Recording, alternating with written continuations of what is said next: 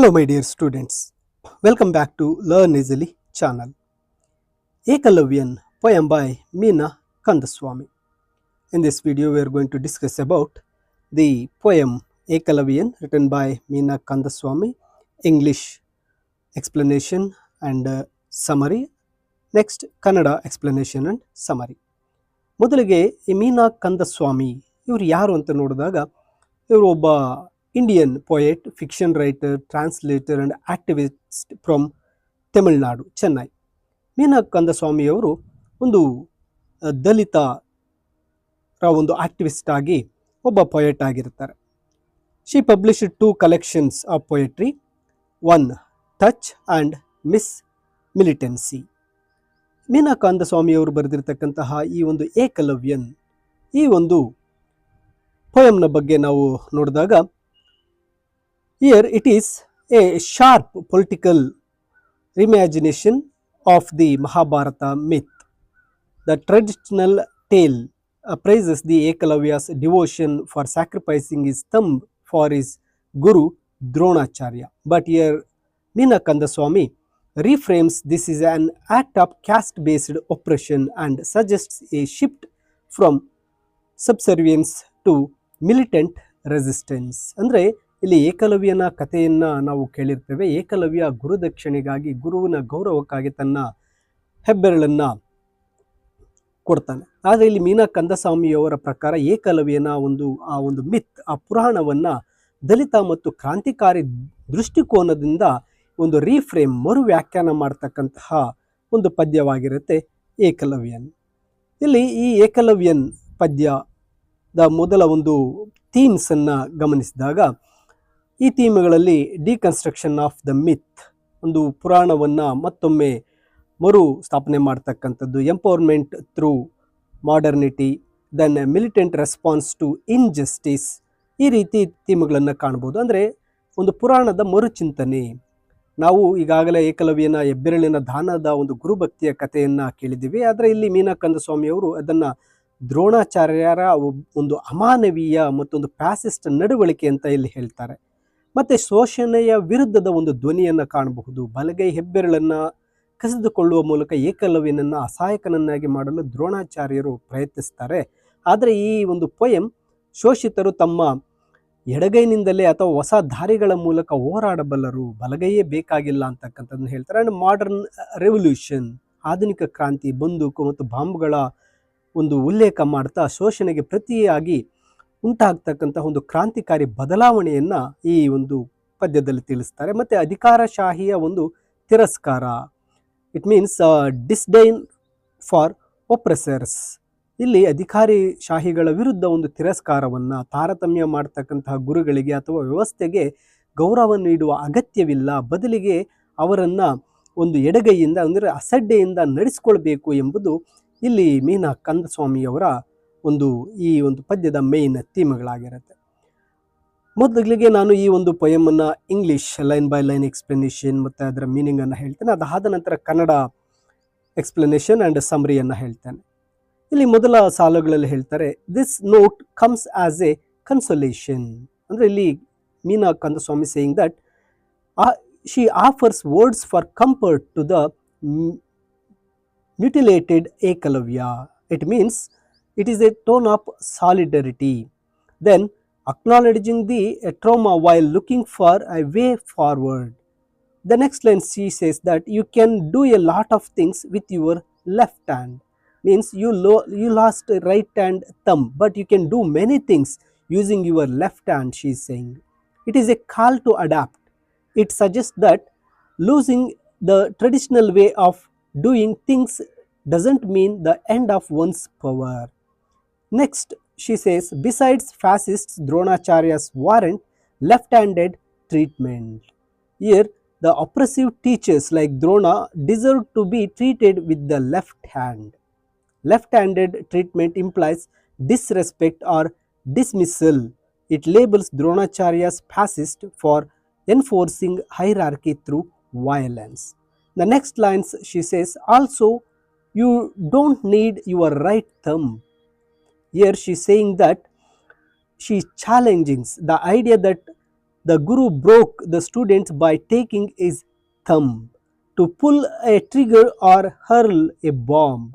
The modern weapons do not require the thumb used in ancient archery.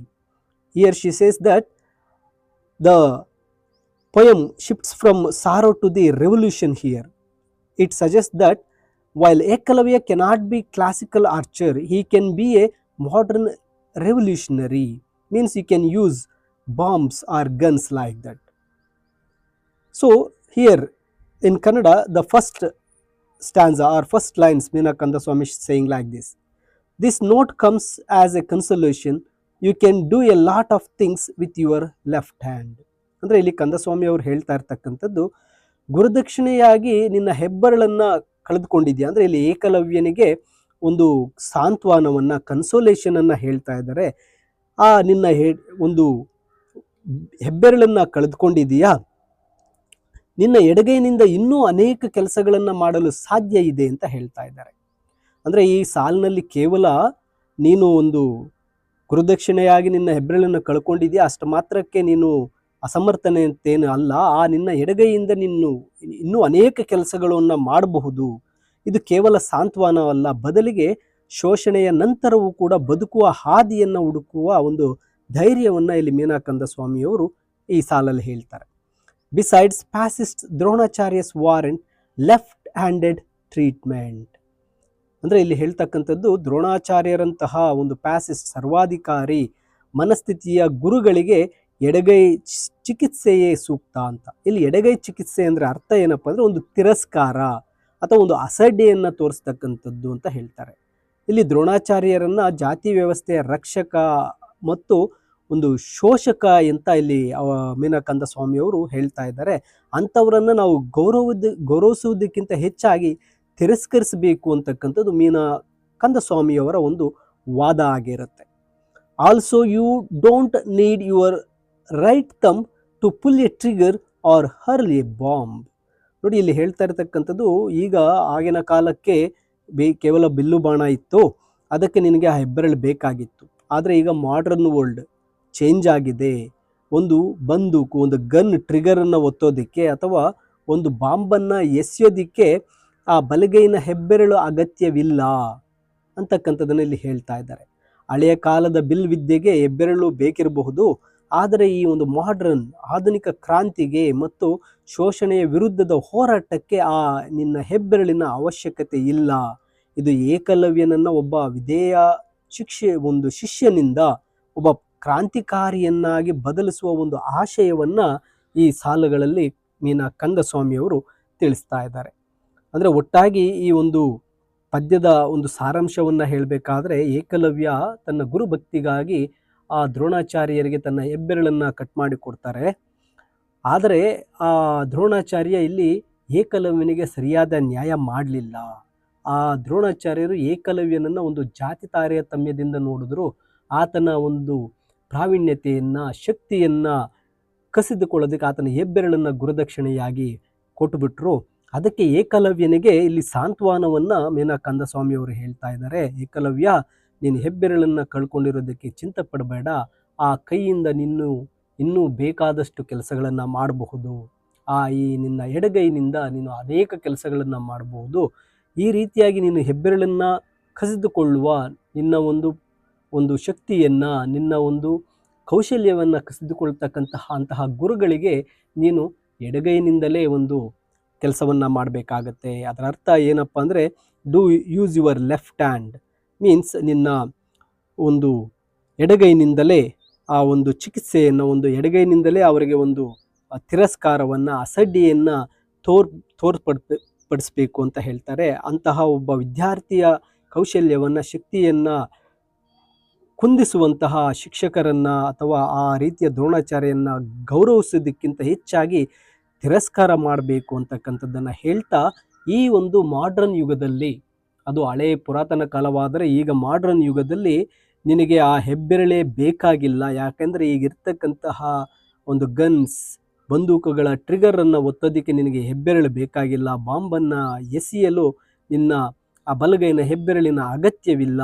ನೀನಿಲ್ಲಿ ನಿನ್ನ ಪ್ರತಿರೋಧವನ್ನು, ನೀನು ಇಲ್ಲಿ ಹೋರಾಟಕ್ಕೆ ಆ ಹೆಬ್ಬೆರಳಿನ ಅವಶ್ಯಕತೆ ಇಲ್ಲ ಅಂತ ಹೇಳಿ ಇಲ್ಲಿ ಆ ಒಬ್ಬ ವಿಧೇಯ ಮೀನ್ಸ್ ಒಬ್ಬ ಒಬಿಡಿಯೆಂಟ್ ಸ್ಟೂಡೆಂಟ್ ಏಕಲವ್ಯನನ್ನು ಒಬ್ಬ ಕ್ರಾಂತಿಕಾರಿಯನ್ನಾಗಿ ಬದಲಿಸುವಂತಹ ಒಂದು ಭಾವನೆಗಳನ್ನು ವ್ಯಕ್ತಪಡಿಸ್ತಕ್ಕಂತಹ ಪೊಯಮ್ ಆಗಿರುತ್ತೆ Ekalavyan by Meena Kandasamy. My dear students, ಈ ಒಂದು ಪೊಯಮ್ನ ಸಮರಿ ಮತ್ತು ಥೀಮ್ಸ್ ಎಲ್ಲವೂ ಸಹ PDF ರೂಪದಲ್ಲಿ ಈ ವಿಡಿಯೋದ ಡಿಸ್ಕ್ರಿಪ್ಷನ್ನಲ್ಲಿದೆ, ನೀವು ಡೌನ್ಲೋಡ್ ಮಾಡಿಕೊಳ್ಳಬಹುದು. ಇನ್ನು ಹೆಚ್ಚಿನ ವಿಡಿಯೋಗಳಿಗೆ ತಪ್ಪದೆ ಲರ್ನ್ ಈಸಿಲಿ ಚಾನಲ್ಗೆ ಸಬ್ಸ್ಕ್ರೈಬ್ ಮಾಡಿ ಅಂತ ಹೇಳ್ತಾ thank you for watching this video.